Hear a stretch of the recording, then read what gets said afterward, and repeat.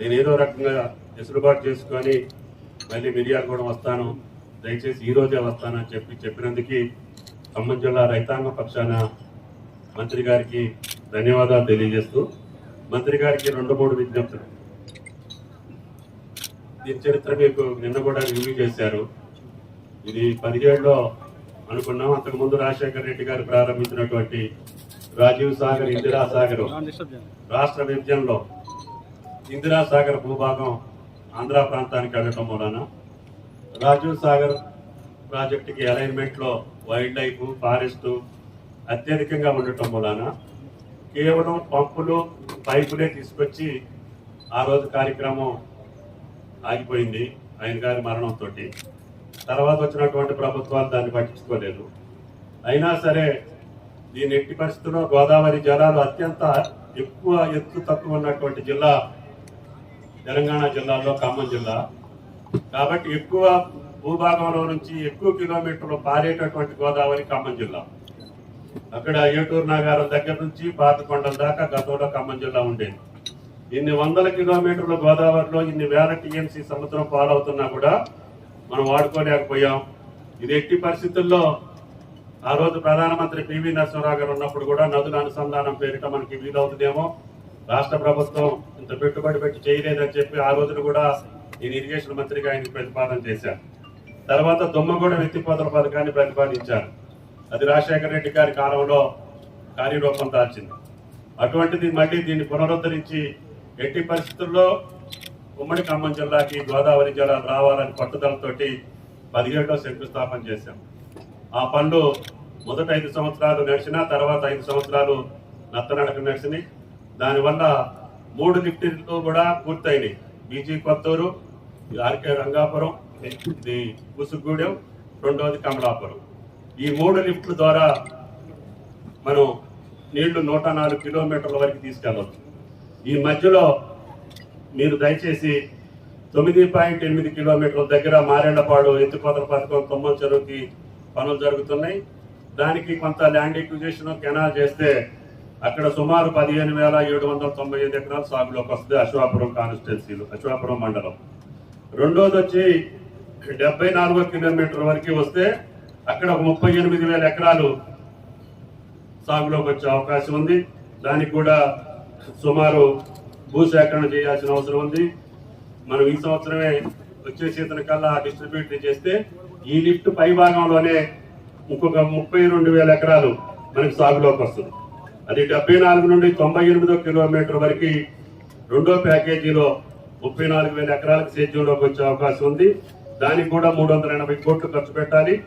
దానికి కూడా మీరు ల్యాండ్ ఎక్విజిషన్ కి కార్యక్రమానికి ఇమీడియట్ గా టెండర్స్ పిలిచి ఆ డిస్ట్రిబ్యూటెడ్ మనం పూర్తి చేసుకుంటే ఈ లిఫ్ట్ లో ఉన్నటువంటి పై భాగానికి నీళ్లు ఇచ్చే అవకాశం ఉంది. ఈ 3 కార్యక్రమాలు పూర్తయితే మనకి నెక్స్ట్ సీజన్ లోనే 72,000 ఎకరాలకి నీళ్లు ఇవ్వచ్చు. సుమారు దీనికి భూసేకరణకు కానీ పనులకు కానీ 1000 కోట్ల అవసరం ఉంటుంది. దీని తర్వాత 102 కిలోమీటర్లో మీకు ఇప్పుడు రాజీవ్ లింక్ కెనాల్ మీరు మనం వచ్చినప్పుడు ముఖ్యమంత్రి గారు మీరు దయతోటి శాంక్షన్ ఇచ్చారు. అది కేవలం సాగర్కి నీళ్లు ఇబ్బంది వచ్చినప్పుడు మనం గోదావరి నీళ్లు వాడుకోవచ్చు. కాబట్టి తక్కువ ఖర్చుతోటి 120,000 ఎకరాల పైన మీడియం ప్రాజెక్టులు వైరా, లంకా సాగర్ తోటి పాటు నాగార్జున సాగర్ ఆయకట్టుకి ఇవ్వచ్చు. మనకి కృష్ణా జలాలు ఇబ్బంది వచ్చినప్పుడు ఈ జలాలు వాడుకుందామనే ఉద్దేశంతో మిమ్మల్ని ముఖ్యమంత్రి గారిని అడిగినప్పుడు అది కూడా భద్రాచలంలో శాంక్షన్ ఇచ్చారు. కేవలం 2 నెలల కాలంలోనే పూర్తయింది. ఒక గ్యాస్ పైప్ లైన్ దగ్గర మాత్రం గోదావరి అది గుజరాత్ గవర్నమెంట్ క్లియరెన్స్ ఇవ్వటం లేట్ అవటం వలన ఒక 10 రోజుల్లో ఆ పైప్ కింద కూడా ముందు పైప్ అని చెప్పారు డిజైన్ లో, అది పనులు కలవట్టు పూర్తయింది. దాని కింద పుష్ చేయాలంటే క్యూరింగ్ 4-5 రోజులు పట్టుద్ది. అది అయిన తర్వాత దాన్ని పుష్ చేస్తే మనకు అవసరమైనప్పుడు వైరా ప్రాజెక్టు కూడా ఇప్పుడు సర్ప్లస్ లో ఉంది. నాగార్జున సాగర్ నీళ్లు కూడా వచ్చినాయి కాబట్టి ఇప్పుడు అత్యవసరంగా మనం వదలాల్సిన పని లేదు. అయినా సరే ఆ కాలం మొత్తం రేపు 2-3 రోజుల్లో పూర్తవుతుంది. దానికి సంబంధించి సుమారు 120,000 ఎకరాలు ఇక్కడ స్టెబిలైజేషన్ వస్తుంది. వైరా ప్రాజెక్టు, లంకా సాగర్ ప్రాజెక్టు, సాగర్ ఆయకట్టు తోటి పాటు. మూడోది వచ్చి ఇంపార్టెంట్ సత్తుపల్లి ట్రంక్. దానికి ఆతాలకుంట దగ్గర చిన్న టన్నెల్ పని నడుస్తుంది. అది మీరు కృషి చేస్తే ల్యాండ్ ఎక్విజిషన్ కేవలం 70 కోట్లు ఇస్తే ఆ 70 కోట్లతోటి ఆ యొక్క ట్రంక్ కెనాల్ ఏదైతే టన్నెల్ ఉందో అది పూర్తి చేసుకుంటే అక్కడ మీకు 1.5 ఎకరాల దాకా అవకాశం ఉంది. దమ్మపేట మండలం, అశ్వారపేట మండలం, అదేవిధంగా వేముసూరు, సత్తుపల్లి మండలాలకి యాదాలకుంట టన్నెల్ ద్వారా వెళ్ళాలి. అది కూడా పనులు జరుగుతున్నాయి. అది పూర్తి చేస్తే మీకు చాలా ఆయకట్టు ఆ ప్రాంతంలో వస్తుంది. అది మళ్ళీ లంకాసాగర్ నింపుకోవడానికి కూడా అవకాశం ఉంటుంది. ఈ రకంగా ఈ ప్యాకేజీలు 3 పూర్తి చేసుకొని జూలూరుపాటు టన్నెల్కి మీరు ఇమ్మీడియట్ గా కార్యక్రమం తీసుకుంటే అది 1.8 కిలోమీటర్స్ ఈఎన్సీ గారు అది మీరు త్వరగా పూర్తి చేసుకుంటే పాలేరు దాకా నీళ్లు తీసుకెళ్ళడానికి అవకాశం ఉంటుంది. కాబట్టి దయచేసి మీరు ముందు టన్నెల్ కంటే ముందు భాగంలో ఉన్న డిస్ట్రిబ్యూటరీస్ కి ల్యాండ్ ఎక్విజిషన్ కి పనులకి పైసలు ఇస్తే నెక్స్ట్ సీజన్ కి కొన్ని మనం పూర్తి చేసుకునే అవకాశం ఉంది. సత్తుపల్లి ట్రంక్ పూర్తి చేస్తే టన్నెల్ అక్కడ ఎక్కువ ఆయకట్టు 1.5 ఎకరాల దాకా ఆయకట్టు వచ్చే అవకాశం ఉంది. కాబట్టి సుమారు జూలూరుపాడు కంటే ముందే మనం 2-3 లక్షలు, సాగర్ నీళ్ళు రాకపోతే 1.5 ఎకరాలు.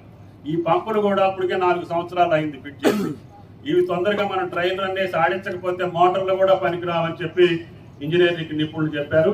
దానికోసం మనం ఈ రోజున మీ చేతుల మీదుగా ట్రైల్ రన్ ఏర్పాటు చేసుకున్నాం. రేపు స్వాతంత్ర దినోత్సవం రోజున ఇది ముఖ్యమంత్రి గారితో కూడా ఈ యొక్క ట్రైల్ రన్ ని వీక్షించేటటువంటి కార్యక్రమం పెట్టుకొని తద్వారా అదే రోజున రుణమాఫీ 3వ విడత ఏదైతే రాష్ట్ర ప్రభుత్వం మాటిచ్చిందో 2 లక్షల లోపు ఉన్నటువంటి రుణాలను మాఫీ చేస్తామని చెప్పారో ఆ యొక్క మాట నిలుపుకోవటం కోసం అదే వైరా ప్రాజెక్టు ఆయకట్టుదారుల యొక్క సమక్షంలోనే ఆ యొక్క రుణమాఫీని కూడా ఏర్పాటు చేయాలని మిమ్మల్ని కోరటం జరిగింది. దానికి తగ్గట్టుగా కొన్ని ఆలస్యం జరిగినా, ఇబ్బంది పెట్టినా, మిమ్మల్ని అనేక సార్లు ఫోన్లు చేసి మిమ్మల్ని ఇసుకిచ్చినా మీరు బాధ్యత తీసుకొని ఈ యొక్క ఏజెన్సీలతో మాట్లాడి ఈ కార్యక్రమానికి వచ్చినందుకు రాష్ట్ర జిల్లా రైతాంగం తరఫున మీ అందరికీ ధన్యవాదాలు తెలియజేస్తూ ఈ 3-4 ప్యాకేజీల కార్యక్రమాలు మీరు అర్జెంటుగా నేను రివ్యూ చేశారు. మళ్ళీ అవసరమైతే మళ్ళీ ఒకసారి కూర్చొని ఈ సంవత్సరం వర్కింగ్ సీజన్ వస్తుంది. జూలూరుపాటు టన్నెల్ తర్వాత మనకి 10 కిలోమీటర్లు ఫారెస్ట్ కెనాల్లో ఫారెస్ట్ లో వెళ్లాల్సి ఉంటుంది. దానికి క్లియరెన్స్ తెచ్చుకోవాలి. ఫారెస్ట్ క్లియరెన్స్ రావాలి, కెనాల్ అవ్వాలి, టన్నెల్ అయితేనే పాలేరుకి నీళ్లు పంపించే అవకాశం వస్తుంది. కాబట్టి దయచేసి మీరు కూడా ఎమర్జెన్సీ ప్రోగ్రామ్ ని మీరు ఇరిగేషన్ లో ప్రతిపాదించారు. ఏది ఇమ్మీడియట్ గా ఖర్చు పెడితే సాగులోకి వస్తుందో దాన్నే పనులు చేయాలని చెప్పి మీరు ప్రతిపాదించారు. ఆ పద్ధతిలోనే బడ్జెట్ ని కూడా మీరు ఏర్పాటు చేసుకుంటున్నారు. కాబట్టి మాకు ఇమ్మీడియట్ గా ఇప్పుడు ఈ పంప్ హౌస్ కింద ఉన్నటువంటి డిస్ట్రిబ్యూటరీస్ ని కంప్లీట్ చేయమని, సత్తుపల్లి ట్రంక్ యాదాలకుంట టన్నెల్ పూర్తి చేయమని, జూలూరుపాటు టన్నెల్ కార్యక్రమాలను ప్రారంభించమని చెప్పి జిల్లా రైతాంగం తరఫున కోరుకుంటూ మీరు వచ్చినందుకు మళ్ళీ ప్రత్యేక ధన్యవాదాలు తెలియజేస్తాను.